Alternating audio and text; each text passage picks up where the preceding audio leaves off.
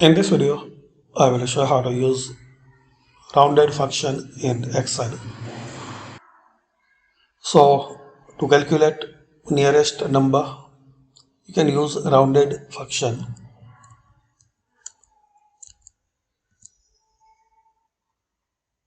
Type equal sign, then write rounded. Now you will see the auto suggest round. Double click on this formula. Now select your number. Now write the comma. Now here you can enter the nearest rounded number like -3, -2 or -1. Then press enter.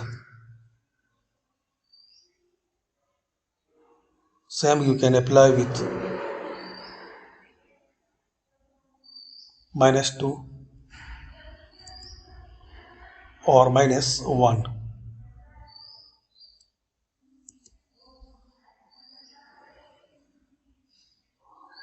-0, -5,